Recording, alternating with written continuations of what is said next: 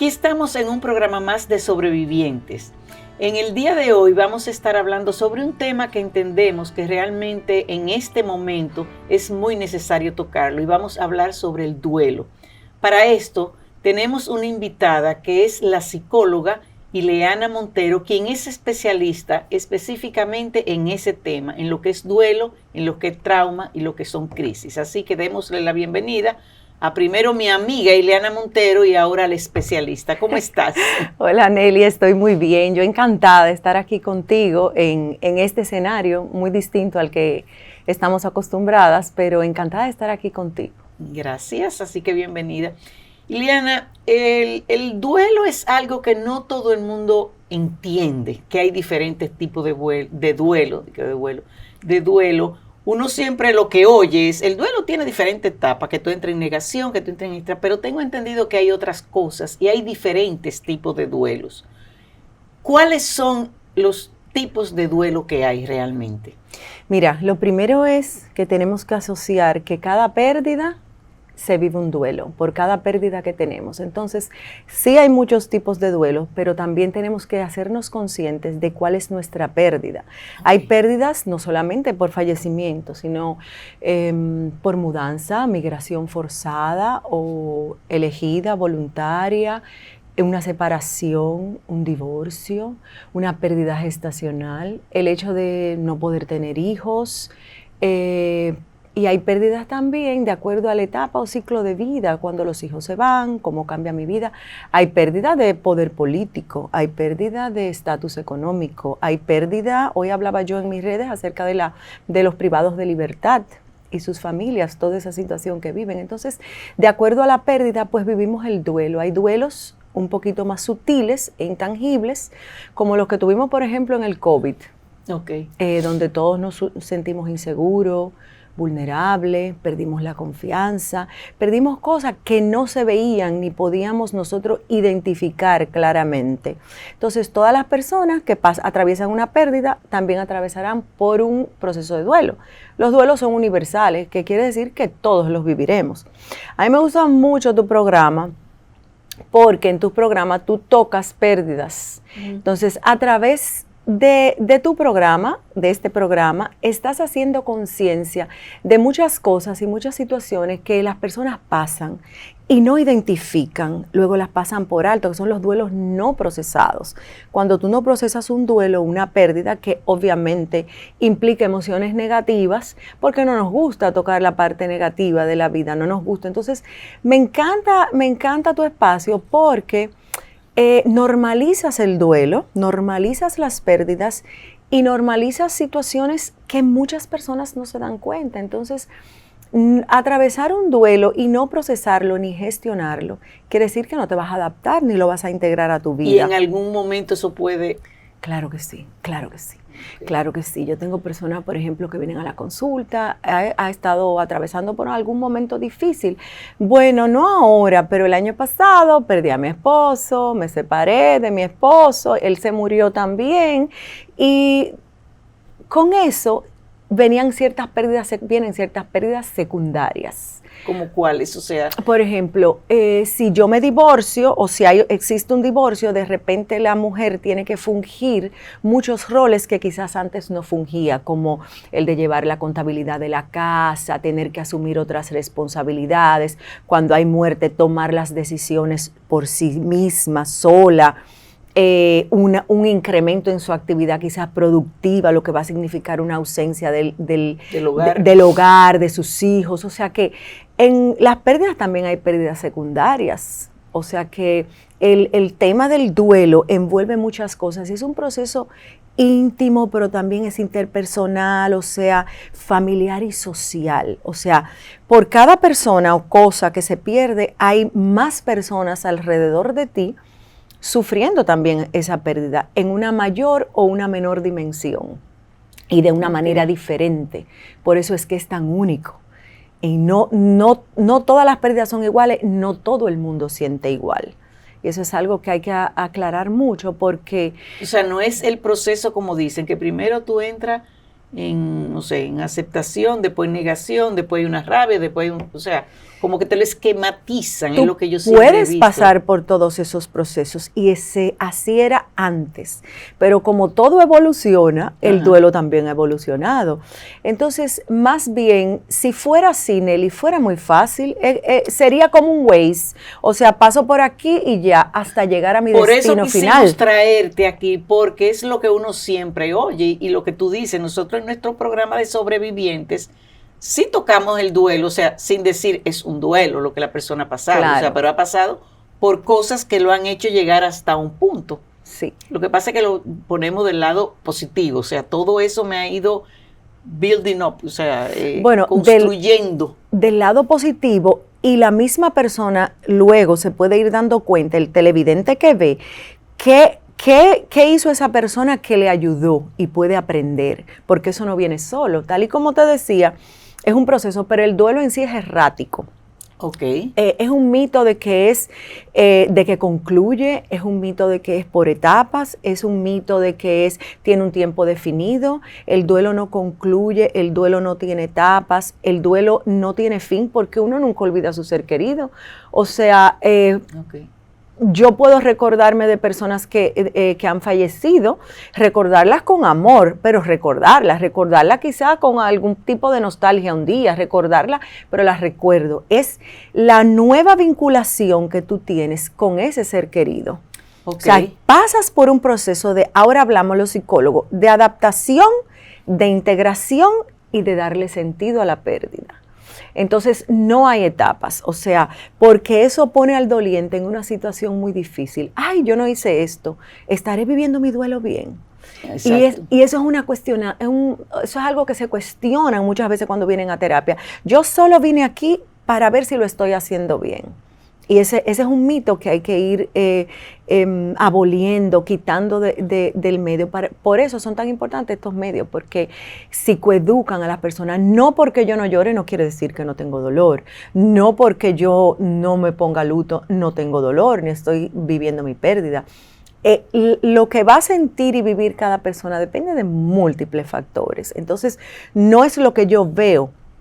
Por eso es un proceso íntimo, es un proceso personal y es un proceso también donde se necesita la ayuda de los demás, el apoyo de la familia, pero el duelo es muy íntimo y personal, o sea, y una de las cosas que más sufren los dolientes es cuando son juzgados. Entonces, el ser juzgado, esos comentarios como, yo no sé cómo ella lo hizo tan rápido, su madre acaba de fallecer. Yo la veo muy bien. Ya el luto no está de moda, y eso nada tiene que ver con tu proceso interno. Eso es lo externo, lo que se ve, pero por dentro se pasan una serie de emociones, de comportamientos, de actitudes, que no necesariamente visible, pero sí que lo vive la persona, y eso es específicamente lo que se va transformando, porque no solo es la pérdida, sino es el cambio que yo tengo en mi vida. O sea, ¿qué cambios debo yo asumir en estos nuevos roles que me han tocado?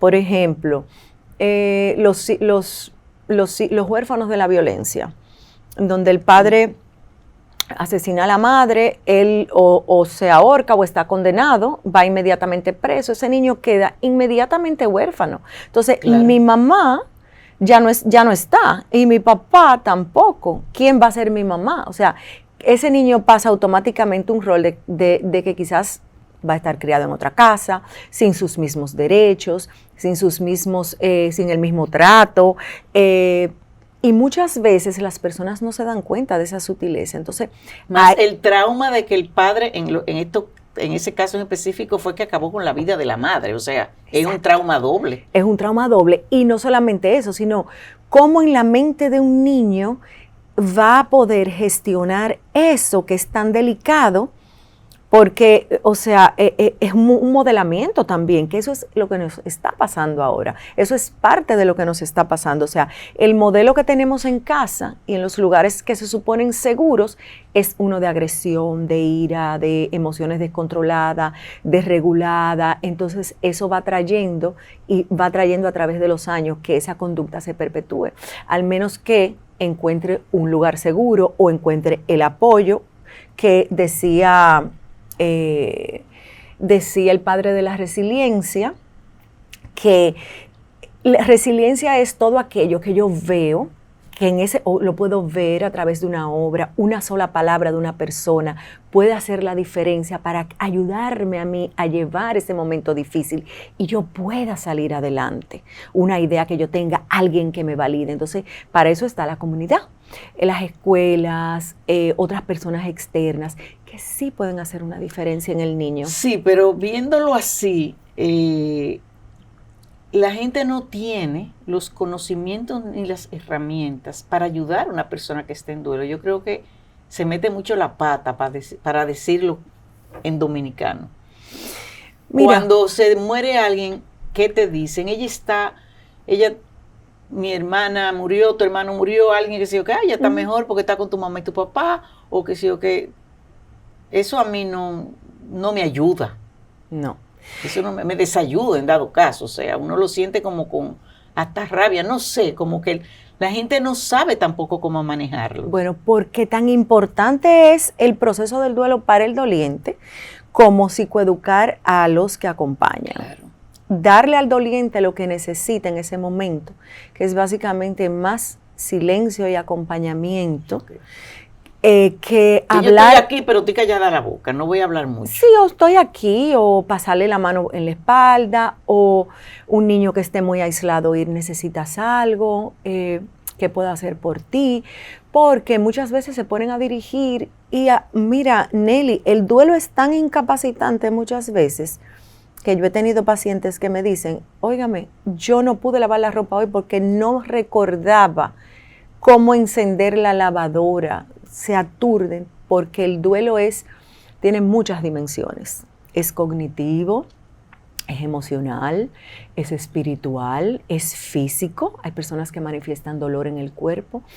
Y uno también se plantea acerca de la vida, o sea, ¿cuál es el sentido de la vida? Muchas veces es tan sutil que uno se replantea la vida de muchas maneras. Entonces, hay que ser muy cautelosos a las personas que están alrededor de los dolientes es importante que creen conciencia acerca del duelo, porque pueden estar alertas para evitar cualquier conducta que pueda desviarse y lejos de desfavorecer a la persona en duelo y venir a sumar un agravante más. Entonces hay que ser muy sutil, por eso digo que el duelo es muy delicado y no todos los terapeutas, si no están especializados, claro, le hacen bien al doliente. Deben de ser muy, muy certeros en escoger. Yo he tenido familias que solamente que son de intervención única. Hay personas que no necesitan intervención en el duelo. Porque están muy conscientes de su proceso, porque lo han llevado. Por estilo de afrontamiento, características personales, pérdidas anteriores. Hay personas que tienen dureza psicológica para resistir las adversidades de la vida más que otras. Eso te iba a preguntar, porque uno ve personas que tú dices, wow, ¿cómo puede, ante la pérdida de un hijo, un accidente, lo que sea, cómo puede estar como está? O sea, tú te lo cuestionas, tú dices, oye, qué fuerte. Pero ¿hasta qué punto es cierta esa fortaleza? Hay personas que tienen fortalezas pero lo más importante es que viven su proceso. Lo más importante es vivir. Dice Robert Neymayer que el duelo es adaptarte, pero es un equilibrio entre el sentir y hacer. Hay muchas personas que sienten mucho y puede ser lo puede llevar a un duelo patológico. En inglés la palabra es derailers, se descarrilan, tal y como un tren en una vía, y lo lleva a sentir tan profundamente y a sentir tanto desconsuelo. Entonces, es en ese momento que las personas que están alrededor pueden ayudar, sugerir. Y el papel de nosotros los psicólogos es evaluar cómo estás viviendo tú esa parte del duelo, cómo estás viviendo tú tu duelo. Porque muchas personas sienten que lo están haciendo mal, porque el duelo no es una enfermedad. Que muchas veces dice, ay, está en depresión porque se le murió a alguien. Y es un detonante como alegre, como está en depresión. Y la depresión es algo muy serio. La depresión es algo importante a la que debemos de prestar atención, pero nunca confundir con la tristeza profunda. Eso es un hilo muy sutil muy sutil, donde entonces ya intervienen otros profesionales de la salud mental a el acompañamiento. Ok, vamos a una pausa, pero quedémonos ahí porque a mí sí me interesa saber mucho como esa diferencia, porque uno tiende a decir el duelo, o sea, es depresión. Volvemos en breve.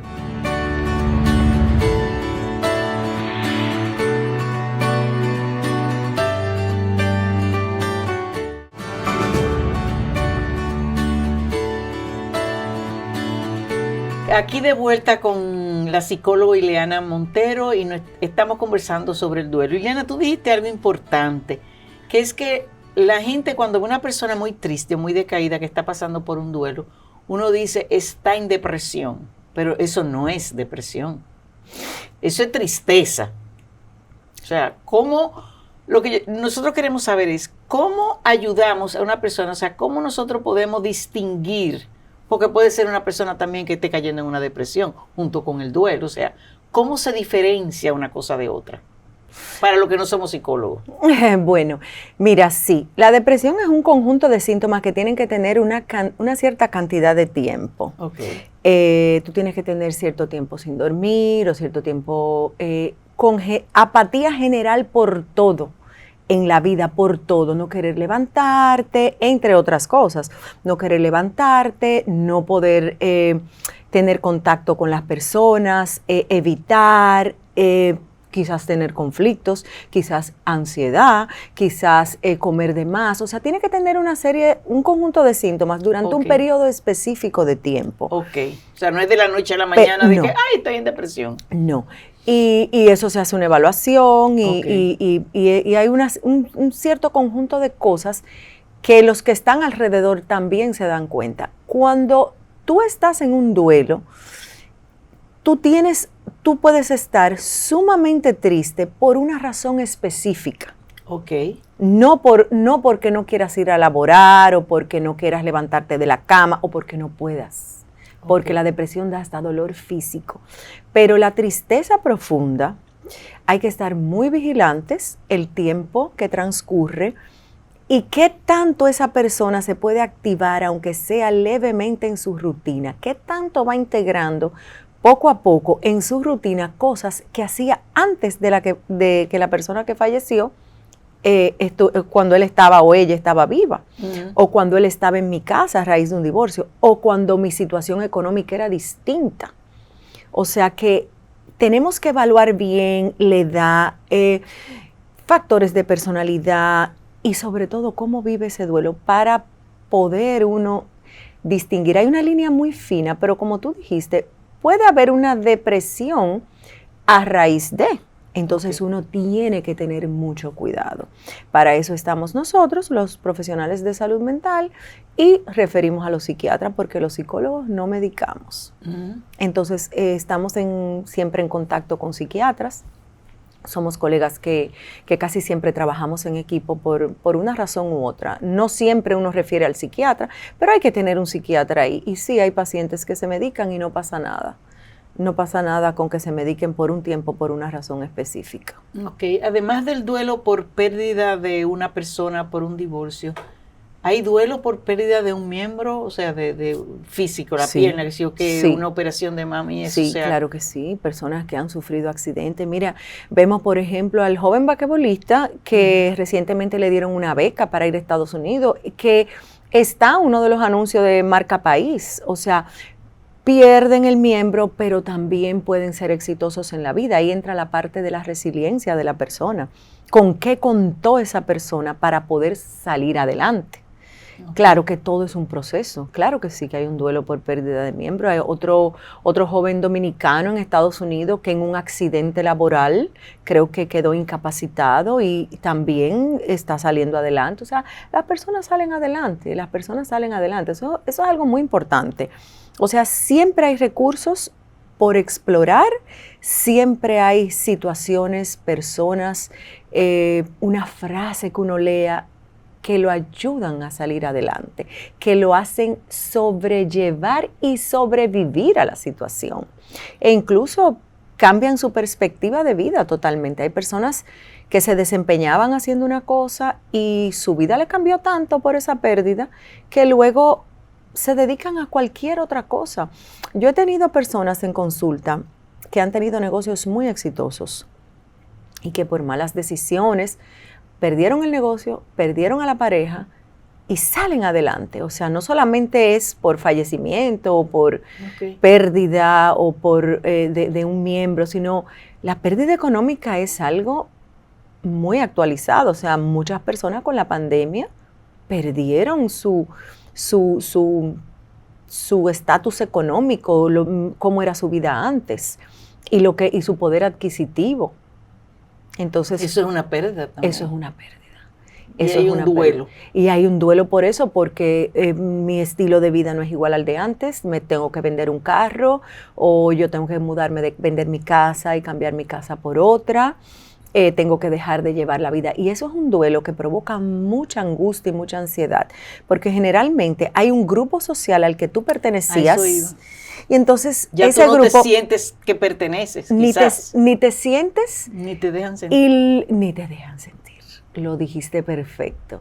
Ni te sientes tú, ni te dejan sentir, porque entonces ahí entran mucho lo que son los valores. ¿Dónde está el valor de la amistad? El valor de por qué estas personas me admiraban a mí en este grupo y ahora ya no. ¿Por qué es mi rechazo? ¿Qué tiene que ver que mi estatus cambió con quién soy yo, quién es mi esencia? Entonces esas son cosas muy sutiles y las personas logran hacer su vida. Hay mucho pensamiento en esa forma que dice que hay que tú te das cuenta quiénes son los amigos. Sí. Mira, los amigos, la familia, todo. Los amigos son algo muy importante también, porque la pérdida de un amigo es un duelo. Muy parecido al de pérdida de pareja, claro, con intensidades diferentes. Un amigo es un confidente. Sí. Un amigo es un acompañante. Un amigo es... Y también en el duelo, las personas hacen nuevas amistades. Yo he tenido personas también en consulta que me preguntan a mí, ¿por qué ella no vivió este momento tan doloroso conmigo si somos como hermanas? Quizás, y eso va para los que acompañan, no supiste qué hacer, qué decir o cómo actuar y ella está herida. Entonces las personas se van acomodando y van buscando. Hay nuevas amistades en el duelo también. Así como hay pérdida de amigos, se encuentran otras amistades. Así mismito. Tú sabes que eso de la amistad, el que ha pasado por situaciones de duelo o que ha sobrevivido a situaciones, realmente tú encuentras en tu camino, así como tú vas dejando amigos atrás, tú vas encontrando otros amigos. Amigos que en un momento tú decías, somos conocidos, pero la intensidad de esa amistad se afianza porque fue la persona que estuvo en tu peor momento, estuvo contigo, sin tú esperarlo. Sí, sí. Hay muchas personas que hacen amistades que son para toda la vida. En la vida adulta es menos frecuente. Es más frecuente en los jóvenes hacer nuevas amistades porque se están abriendo camino. Ya en una edad, vamos a decir, mediana edad, es un poco más difícil porque ya tú tienes tus grupos muy definidos. Pero grupos muy definidos vamos a decir, la Nelly que es ahora, cómo vive y cómo es. Si hay un cambio, si se remenea esa mata, X, Y o Z, que económicamente, bueno, no puedo hacer esto y esto, esos amigos muchas veces también se van. Claro. Entonces, tú haces... Son los menos, gracias a Dios. Tú haces nuevos amigos.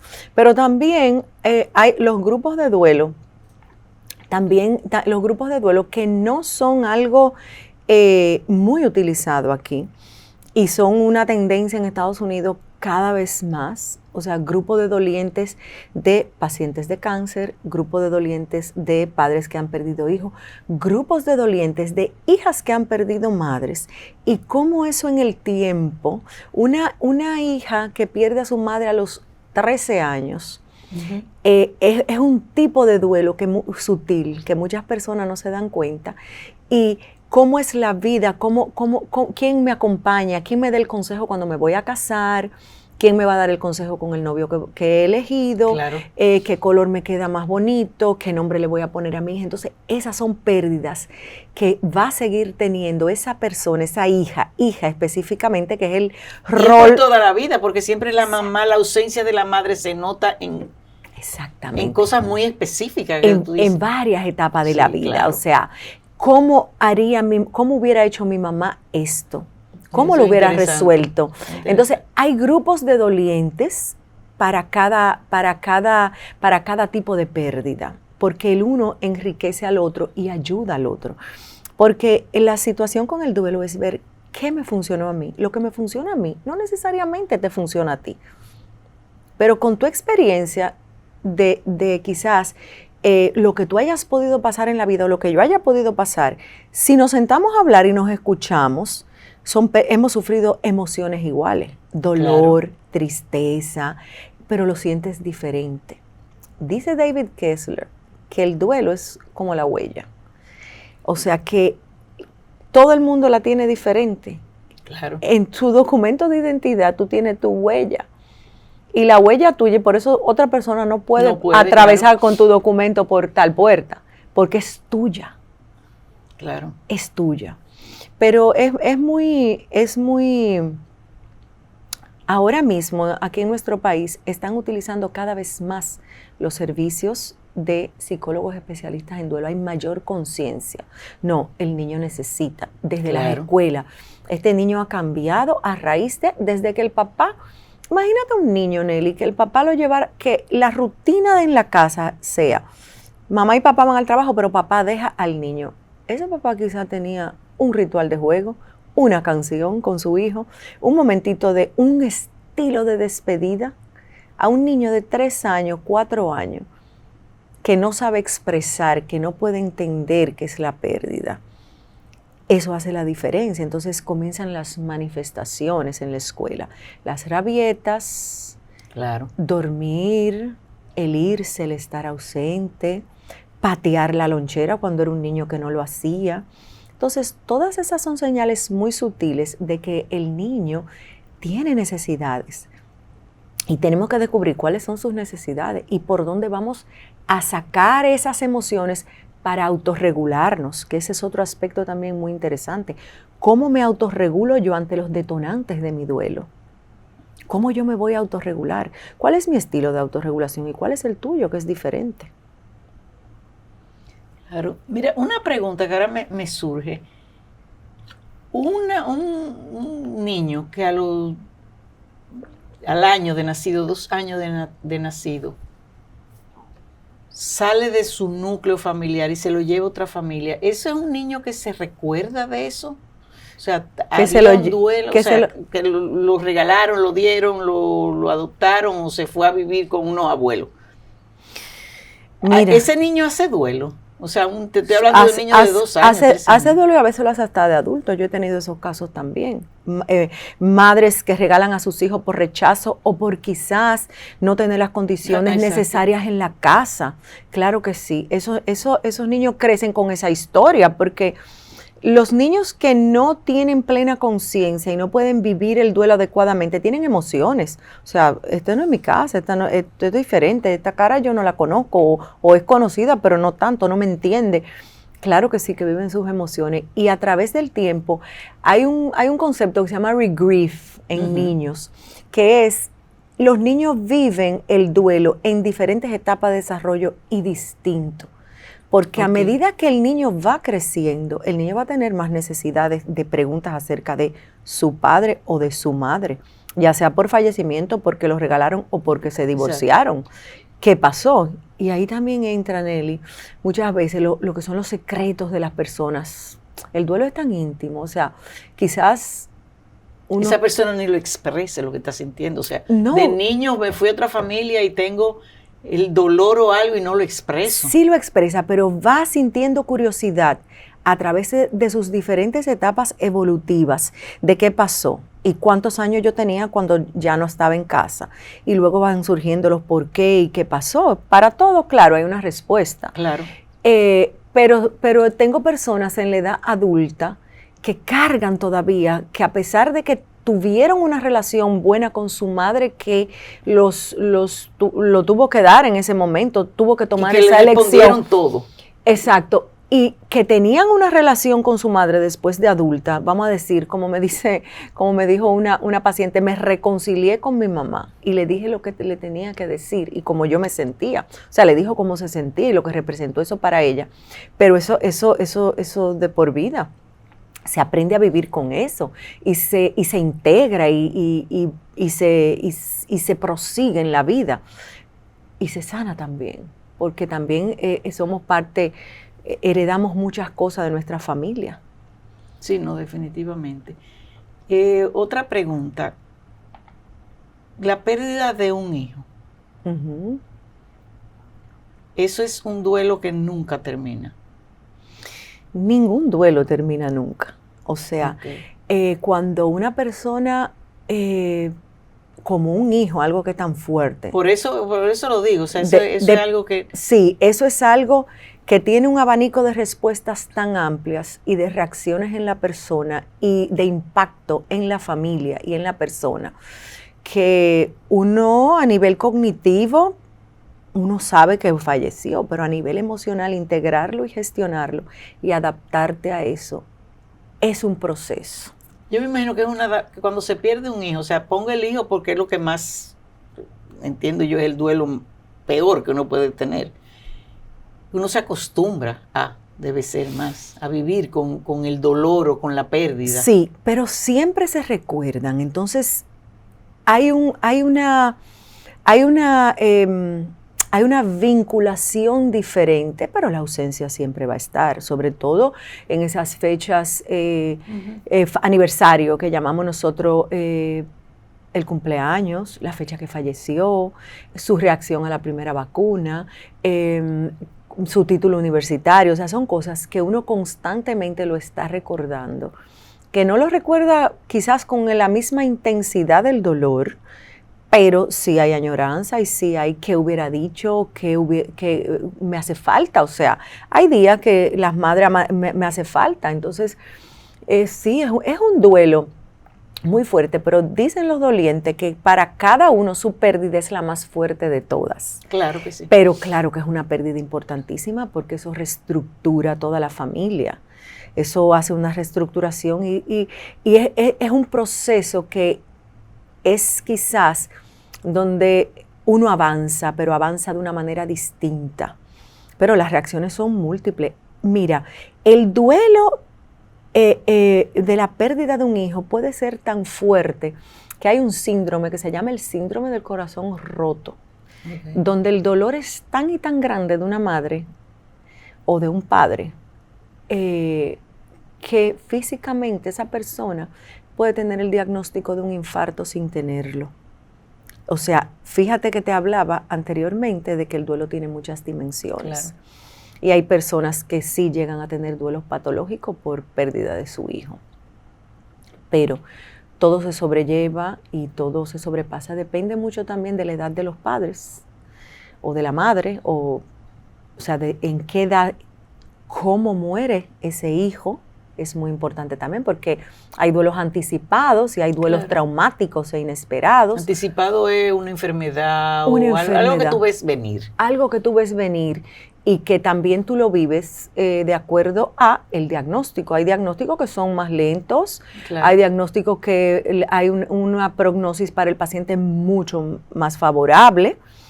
Y hay también muertes traumáticas que son las más severas porque el cerebro no está diseñado para asimilar un impacto así tan fuerte. Lo asimila, lo procesa, lo gestiona, se acomoda, se adapta, se integra y lo sobrelleva. Pero el cerebro no está preparado para un impacto así tan fuerte. Es difícil. La pérdida de un hijo, una de las más difíciles, yo pudiera decir, pero se sobrellevan y se sobrepasan. Eso es un grupo muy importante de poder tener ese grupo de soporte y apoyo. Eso te iba a decir, aquí no hay grupos de apoyo para diferentes cosas. Te hago la pregunta porque, mira, yo a raíz de que tuve cáncer y que de hecho de ahí nace el programa Sobreviviente, yo hice unas cápsulas en octubre, van a ser 2 años, fue antes de la pandemia, no recuerdo. Aquí los muchachos me dijeron, vamos a hacer unas cápsulas y era de la palabra cáncer no quiere decir muerte, ese tipo de cosas. Y yo la puse en mis redes sociales, que la tenía abierta, o sea, era público. Ujú. Y me escribieron como 2 o 3 personas que no viven aquí. Y que qué interesante, hubo una que me dijo como que sabía algo del cáncer, pero que se la podía traducir. Y yo simplemente como que de eso que lo escriben automático, si lo que yo dije fue esto, esto y esto.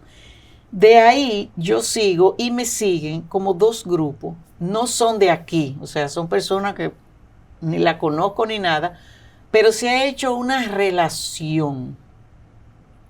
Una relación donde hay uno que se llama quimo algo, no recuerdo el nombre, que son las personas que han pasado por el tratamiento de quimio, lo que le pasa, qué sé yo cuánto, donde todo el mundo cuenta un poco su historia, o sea, hasta receta. Sí, Mira, no, que mi hijo que tiene que meter una claro. náusea, no, dale té de jengibre, o sea, ese tipo de relación. Y ayuda. Y ayuda mucho. Y otra, que es una muchacha joven, una mujer de 30 y pico de años, inglesa. Supe que era inglesa porque me entró la curiosidad. Esa tenía cáncer, me puso TN, una sigla. Digo, ¿qué será esto? Y cuando entro es el cáncer de mama triple negativo, que es uno de los peores porque no se sabe, no sé qué cosa. Que gracias a Dios cuando a mí me diagnosticaron yo no sabía de esa diferencia, porque me hubiera muerto ahí mismo. Yo dije, no, cáncer, está bien, vamos a darle. Después fue que supe. Tú eres admirable. Bueno, no sé, yo... Tú eres admirable. Y esa muchacha quizás la persona con la que más me identifiqué por su lucha a sabienda de que sus días están contados. Digo que me identifiqué porque mi comadre murió y fue de ese cáncer. Entonces, yo a esta muchacha, yo decía, mire, que una muchacha joven, 37 años, que vivió en África, o sea, toda una vida, se casó con uno de Kenya, tiene 2 hijos, que le descubrieron, oye, esto, le descubren cáncer cuando tenía 7 meses de embarazo. Wow. Entonces, esa comunidad que ella creó alrededor de ella, hemos estado ahí, y me incluyo, cada día. Ahora mismo ya ella puso que estaba en un hospicio. Ya cuando te llevan a un hospicio porque ya no hay nada que hacer. Está en una crisis de la cronicidad.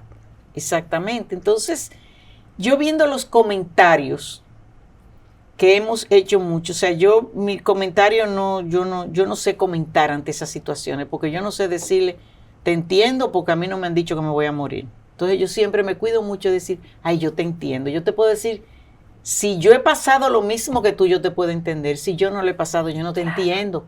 No, y aún pasándolo es distinto. Es distinto, pero sobre todo si no lo he pasado. Ay, no, yo estoy contigo, yo sí te entiendo. Mentira, usted no me entiende, mi hermano. Usted no sabe lo que pasar por esto. Pero te hago la pregunta de la comunidad, si aquí no hay, porque realmente ayuda. Yo he visto el proceso de esa muchacha que tiene 1 año y medio en esa lucha y no ha estado sola, y ella lo dice.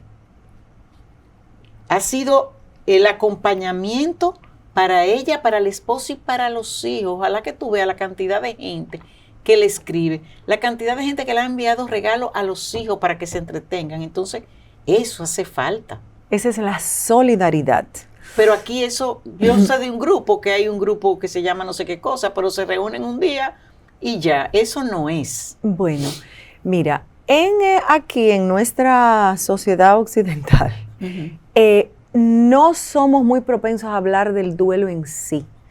O sea, no se habla. Se ve, dice fulana está muy triste, pero no se habla ni se sabe cómo actuar. Muchas veces, estos grupos vienen son de mucho beneficio, pero las personas todavía no están tan educadas ni tan conscientes de los beneficios que eso trae. Porque ella dice una palabra mágica, me he sentido acompañada. Y esa joven que ha sido muy valiente, porque no todos tenemos la capacidad de decir, sí, tengo dolor, tengo incertidumbre de dejar a mis hijos, temo que muchas cosas le pasen. Y yo estoy completamente segura que ella trabajó en cosas que ella quisiera que su hijo vieran de ella o que hicieran. Eso es vivir un duelo adecuadamente, o sea, un duelo consciente, un duelo anticipado consciente. O sea, ella tuvo o ha tenido la capacidad de prepararse para eso. Y ella está dejándole un legado tanto a su familia como una comunidad, como a ustedes, claro que sí, que forman parte de esa comunidad. Entonces, ¿qué está haciendo ella también que nos ha ayudado a todas? Tú hablaste de algo muy simple, no hay que hablar mucho, hay que dejar que las personas hablen. ¿Qué necesitaba una persona? La receta de algo para las náuseas. Y yo te apuesto que le dieron 3 fórmulas o 4, y a ella le funcionaron 2, pero la ayudaron en ese momento. Ella necesitaba eso en ese momento. Y eso es algo muy importante para el doliente, poder entender y captar qué necesita, si mi silencio, mi compañía, ayudarla a tomar una decisión, que le lleve a los hijos a la escuela, que le lleve una comida que ella quiera, que esté ahí para ella, que ella no me quiera abrir la puerta y yo me siente afuera de la puerta de su casa y le diga, estoy aquí. Una llamada por teléfono, sacarla a pasear, porque también uno no puede estar, hay que buscar un equilibrio, uno no puede estar todo el tiempo sumido en eso, ni a nivel de pensamiento, ni a nivel de conducta. O sea, una persona que está todo el tiempo acostada porque haya tenido una pérdida, hay que prestarle atención, que también para eso es la familia y los amigos, para ver qué necesita, cómo está reaccionando ella y cómo yo puedo ayudar, porque siempre se puede ayudar. ¿Con una simple visita tu ayuda? Sí. ¿Tan sencillo como es? Sí. Pasé por aquí, vine a ver cómo tú estás. Pasé por aquí, te Más vine nada, a ver. Dame un vaso de agua que me voy de una vez. Sí. ¿Ya? Ya. También es, y ya vamos casi despidiendo el programa, lamentablemente, porque el tema es largo. La gente tiende, el dominicano yo diría, es muy reservado con sus cosas. Nosotros somos muy espontáneos, hablamos mucho, pero cuando se habla de enfermedades, cuando se habla de duelo, es como un tabú. Un secreto. O sea, un secreto. Yo estoy muy triste. Nadie dice que está triste. Voy para el psicólogo. Ahora, gracias a Dios, se está abriendo mucho. Un poco más. Se está abriendo un poco más. Pero la gente tiene que aprender cómo a externar también lo que está sintiendo y lo que está pensando. Y los cuidadores o los allegados también entender de cómo manejarse ante situaciones. De no decir lo que no te están preguntando. Mira, eso pasa mucho. Uno de los aspectos que lo vemos como cotidiano es el ritual de despedida que se le da al doliente. Fíjate que ahí es donde se abre, se da permiso a todo tipo de emociones, donde tú la ves más. Okay. El ritual cumple con una función importantísima, porque una vez te han dicho que tu ser querido ha fallecido, tú cognitivamente dices, sí, es verdad, falleció, pero ¿y qué? Y esa fue una de las cosas que más falta nos hizo en la pandemia, el ritual de despedida. Entonces, ese espacio te da acompañamiento, te da libertad para expresarte, y siempre debería de ser delante de los niños, que eso es algo que se cuestionan mucho. O sea, muchos padres inhiben, no, porque mi hijo va a sufrir. No, vamos a darle el permiso. Date tú el permiso y vamos a dárselo a él también. Claro, para que él vea, proceso. Para normalizar las respuestas del duelo, que son muchas. Entonces, ese ritual es el espacio abierto donde tú sientes ese afecto por esa persona que ha partido y saber que porque partió físicamente, no va a dejar de ser quien fue. Fue hijo, padre, esposo, no va a dejar de existir, madre, en el no sentido va a que dejar de presente. existir, va a seguir presente, pero ese es el espacio de las emociones negativas. Por eso es tan importante, porque es la despedida, es como una transición, como una continuidad, esta historia que concluyó y que yo me tengo que adaptar a vivir sola, sin ese miembro de la familia o sin esa persona que yo quise tanto. Y esa es la parte social, donde las personas van y tú sientes ese afecto tan necesario, Nelly. Entonces, eso también en lo que no es fallecimiento y es pérdida de un miembro o de la salud o del trabajo. O del mismo Alzheimer o de la demencia senil o de la demencia vascular, que son pérdidas para las personas que conviven con personas así. Esos grupos son importantísimos porque un diagnóstico de una enfermedad o de una condición, ¿a dónde voy yo? O sea, ¿quién me entiende a mí siendo cuidador, el cuidador y dejando una vida atrás que va a llevar nuevos cambios en mi nueva vida, que yo no quiero esta vida? Yo no pedí que a mi esposo le diera demencia vascular, por ejemplo. Yo no pedí eso, pero tengo que afrontarlo, gestionarlo, procesarlo y adaptarme a mi nueva vida. Entonces la compañía es muy importante en el duelo, es muy importante. Ok. Liliana, nada, una próxima vez tú vas a venir al programa, ¿verdad? Te va a hacer una sección, vamos a hacer una sección. Si alguien me oye por ahí, mi amor, que ya sabe de quién yo estoy hablando. No, de verdad, te agradezco mucho porque con este programa y contigo es una manera de nosotros también dar la otra cara de lo que nosotros tratamos de hacer con Sobrevivientes, de que la gente entienda todo lo que hay detrás, que la gente entienda que hay un duelo, que hay que vivir el duelo, que hay que acompañar en el duelo, pero cómo se hace. Y que duelo no es solamente una persona que fallezca, una persona llegada a uno, es la pérdida de un miembro, del trabajo, un divorcio, no sé, de un estatus social, tal como tú dijiste. O sea, duelos son muchas cosas.